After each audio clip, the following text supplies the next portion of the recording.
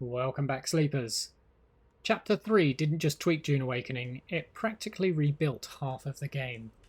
Taxes are gone, the endgame's been redesigned, durability pain has been dialed back, and dungeons that finally feel like proper endgame content have been added.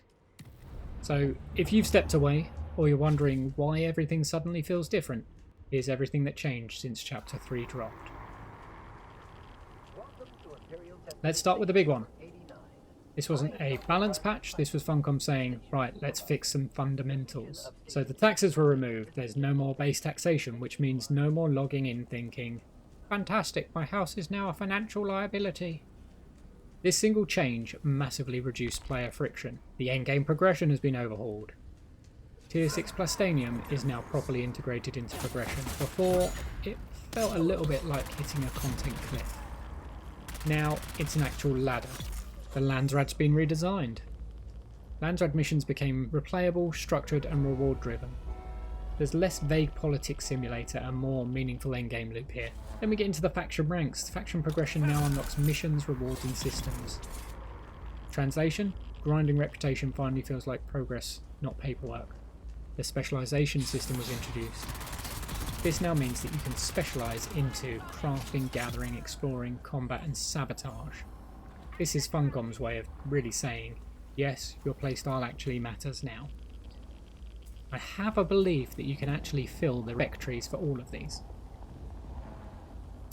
There was new content with 5 new challenge zones and 5 new testing stations, which, let's be honest, were desperately needed. The new challenge zones, however, 2 I think are story specific, and the other 3 you can visit as part of your Landsraad missions, etc. Now, on top of this, there were weapons and combat changes. So we've got some new toys with the dual blades. They're actually quite fun to use against PvE enemies. And the pyro rocket, which I haven't managed to get my hands on yet, but it looks cool. The rapier itself has also been reworked, so combat variety got a bit of an upgrade. And then we've got the augmentation system. Plastanium gear now supports augments, meaning endgame builds suddenly got interesting instead of linear. Then if we start thinking about some of the quality of life changes that came with that, we had the vehicle relocation tool, which means you can now call your vehicle so long as you're on the same map as it from wherever it might be based at that time. Just be aware there is a durability loss that comes with that. I think it's 15%. We also replaced the personal light with the glow globe. Fantastic, looks good, works better than the personal light ever did. And we've had the introduction of faction chat channels. These are small changes with big usability gains. But of course, whenever a massive update lands, chaos follows. And thus began this series of Raiders of the Lost Hotfix. So in patch 1.3.0.1 or 1301, we've got the stability panic button coming in. So there were crash bugs, base backup issues, glitch footage. So Hotfix 1 was pure damage control. Story progression blockers were fixed, crash issues from backed up bases were resolved, and then just classic post-update turbulence really. In 1302, there was a bit of a reality check on the difficulty and loot that was available. So the dungeon combat and boss fights were kind of reviewed. So now we've got brute fight toned down in the story. He was one of the harder enemies and he's only the second one you fight, I think, or the first one you fight. Loot spawns were corrected.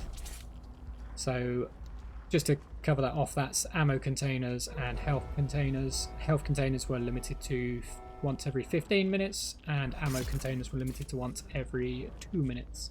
There was also some faction rank weirdness resolved. So some people found that if they were at level 5 before the update, they came back, they were at level 4. And they couldn't seem to progress that back up to level 5. So yeah, some of this was a little bit overtuned before coming into the game. Next one was 1303, which looked at performance and protection. So this one did 2 important things. There was a shader cache update, which meant smoother performance.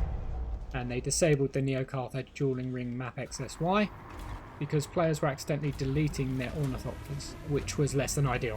So basically you would land at the ring, go up to Harco City, come back down, try and go out when your Ornithopter and your Ornithopter was deleted. Then came patch 1304. which is a bit of a social instability patch, so this is quietly one of the best hotfixes in my opinion. So transfers were allowed into full worlds and locked worlds if a friend was present in them. There were server stability improvements, there were vendor and armor bugs fixed, and there are a few bug tracker fixes relating to some Chapter 2 missions, not really relevant now, but low drama and high impact. And then Funcom have done something that we haven't really seen from them up until this point. They tackled one of the biggest sources of player frustration, patch 1305, also known as, alright fine, durability's broken. So let's talk numbers. The death penalty has gone from 5% to 2% on gear when you die in it. Equipment drain has also been addressed, so your cutter rays and welding torches and things like that will now drain at a slower value. So they've pretty much been cut in half here. And repair wear has been reduced, which means dying now feels like a setback, not a small financial crisis. On top of that, I think it's worth mentioning that your overall durability on your gear has been tuned up. So you're now 200% instead of 100% durability on your gear now, so it should last a lot longer anyway. This is obviously in relation to these new testing stations. They can be brutal. As a result of that, they've also looked at the tier 6 enemies and toned some of them down a bit, because previously they hit like a freight train made of hatred. The dungeon difficulty's been reworked, so the difficulty progression's been reordered. You now unlock higher tiers logically, rather than being able to start at level 5, you start at level 3, which is how it should have worked from day one. Personally, I think it should have forced everyone to go in at tier 1 and work their way up. NPCs have had a weapon balance, so shield damage reductions across multiple NPC weapons. Drill shots, disruptors. So less frustration, a little bit more fairness. And then we had some bug fixes, so there were transfer issues, there was an attractor field bug, there was a heavy dart mitigation bug, that they've all been cleaned up. So yeah, fantastic news. So what's the real takeaway here? Chapter 3 is not just content, it was course correction. The endgame's been made deeper, player friction's been reduced, punishing systems have been softened, stability has steadily improved.